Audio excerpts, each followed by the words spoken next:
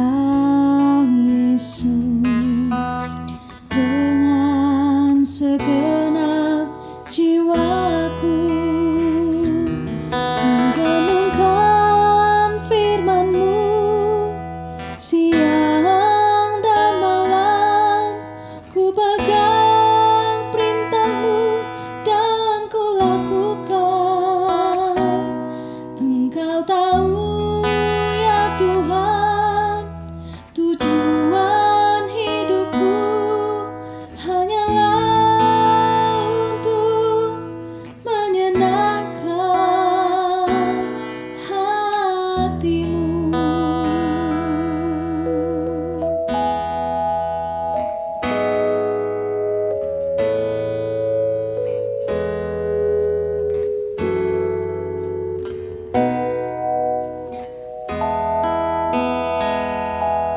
Aku mengasihi Engkau Yesus dengan segenap hatiku.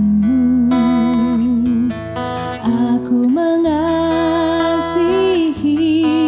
Engkau Yesus dengan segenap jiwaku. Ku renungkan firman-Mu siang dan malam. Ku pegang perintah-Mu dan ku lakukan.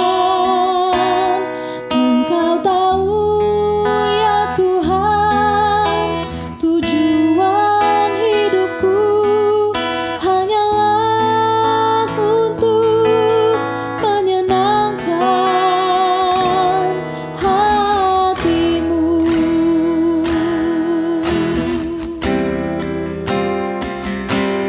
Ku renungkan firman-Mu siang dan malam. Ku pegang perintah-Mu dan ku lakukan. Engkau tahu ya Tuhan, tujuan hidupku hanyalah untuk menyenangkan hati-Mu.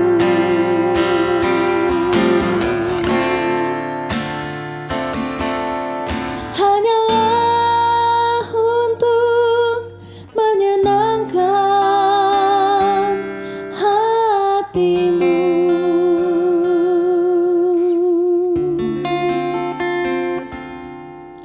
Hanyalah untuk menyenangkan hati-Mu.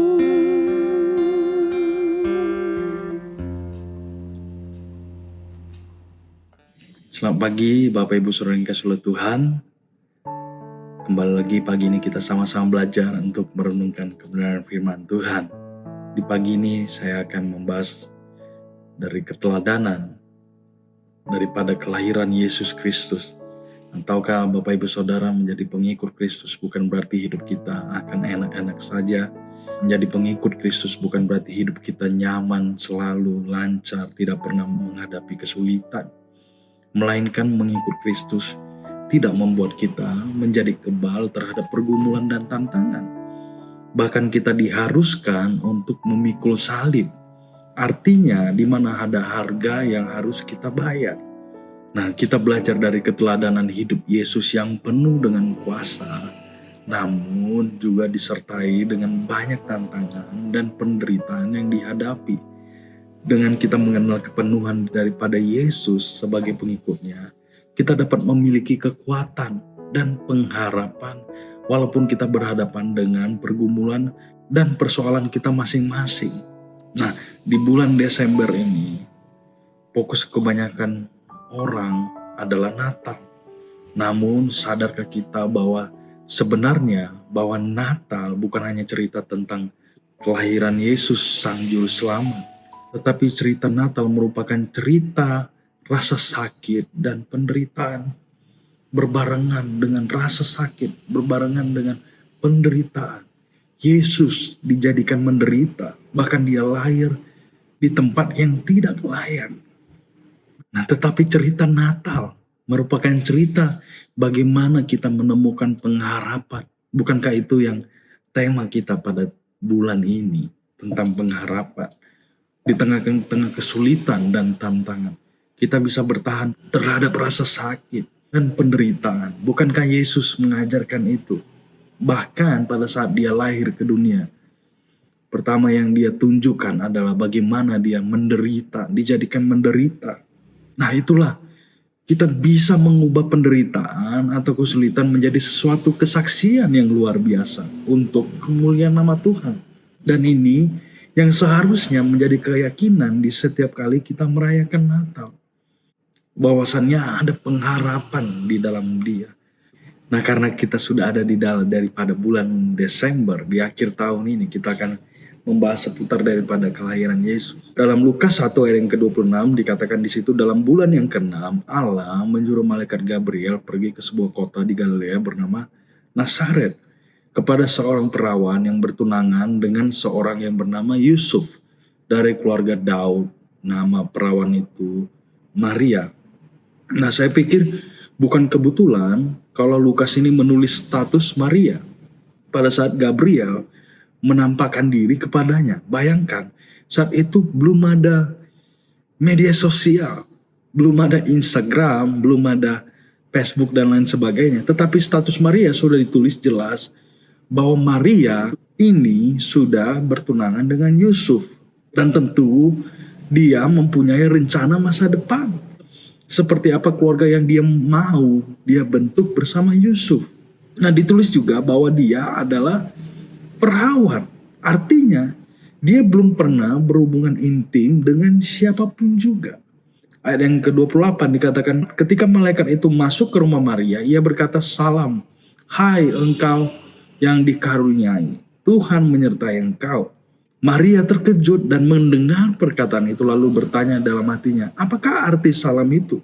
Ayat yang ke-30, kata malaikat itu kepadanya, jangan takut hai Maria, sebab engkau memperoleh kasih karunia di hadapan Allah. Nah, dituliskan di sini bahwa artinya malaikat Gabriel melihat bahwa Maria merasakan ketakutan. Dan menurut saya itu normal. Merasa kaget apa yang diberitahukan daripada malaikat Gabriel. Ayat yang ke-38 dikatakan, kata Maria, sesungguhnya aku ini adalah hamba Tuhan. Jadilah padaku menurut perkataanmu itu. Lalu malaikat itu meninggalkan dia. Ucapan Maria ini merupakan bentuk daripada penyerahan diri, surrender. Artinya Maria melepaskan haknya untuk mengikuti rencana Tuhan. Dan ini bukan komitmen sesaat saja, merupakan komitmen Maria seumur hidupnya. Nah, meskipun Yusuf mencintai dia sebagai tunangannya, tetapi keputusan Maria berserah kepada rencana Tuhan membawa ketakutan sendiri kepada Yusuf.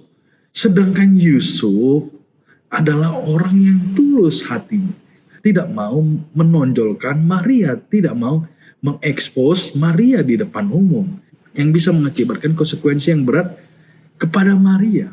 Itu sebabnya dia berencana untuk menceraikan Maria secara diam-diam. Nah, namun setelah dia mendapatkan peneguhan dalam bentuk mimpi, dia bertemu juga dengan malaikat Tuhan. Yusuf tidak jadi melakukan itu dan memilih untuk tetap menikahi Maria, sekaligus melindungi Maria dari segala konsekuensi sosial dan hukum, serta dari tuduhan orang lain. Mungkin dia menjaga atau mungkin dia takut digosipin dan lain sebagainya. Nah, mungkin ada 3 poin saja yang perlu kita renungkan di pagi hari ini dari cerita daripada kelahiran Yesus Kristus. Yang pertama yaitu kalau Tuhan yang punya rencana, biarkanlah Tuhan yang bekerja. Karena dia yang mempunyai rencana itu, dialah yang bertanggung jawab atas rencana tersebut. Nah, bayangkan Tuhan mengutus malaikat Gabriel untuk menyampaikan rencananya kepada Maria. Malaikat Tuhan berusaha untuk meyakinkan Maria yang pada saat itu dia merasa takut dan bingung atas rencana Tuhan atas dirinya. Nah, poin yang kedua adalah pergumulan dan penderitaan merupakan bagian daripada rencana Tuhan. Nah, kedatangan Yesus dalam hidup Maria dan Yusuf membawa kesulitan tersendiri. menerima rencana Tuhan, Maria dan Yusuf mau tidak mau harus melepaskan rencana mereka sendiri, melepaskan mimpi yang mereka punya dan menyesuaikan itu. Ada harga yang harus dibayar dengan hadirnya Yesus di dalam hidup mereka.